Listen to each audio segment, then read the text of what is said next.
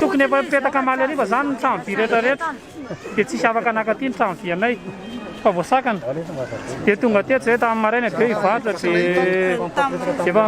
be dia be zany miaramila ny gendarme ny polisy nanala anay moa dia efa dia niala pahendreny zay satria zay tanam-poly hoe tsy hiala moa.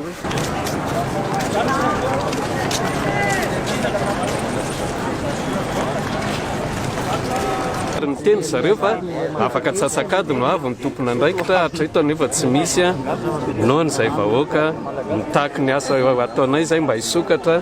sokafy mba amin'ny herinandro zay mahana tena ny fivitsokafan'ny asanay tahaka ny varotra rehetrarehetra.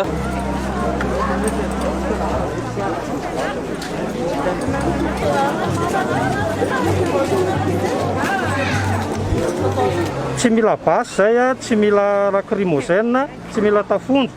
fa mifangatanay dia mba hivarotra zay ao anatin'ny tapakandro isaky ny larobia monja.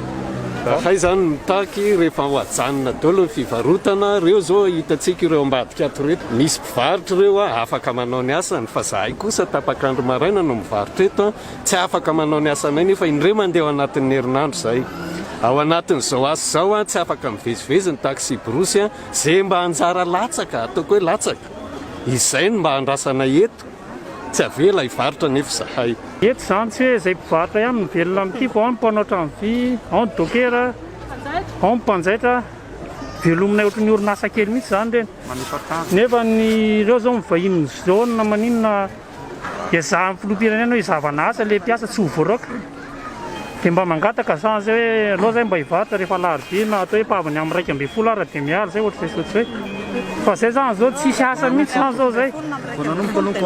mangataka amin'ny famindram-poan'ny fahefana maheva zany zay alao zay mba hivarotra isaka larobia finina moa no hoaninay andeha angalatra ve zay.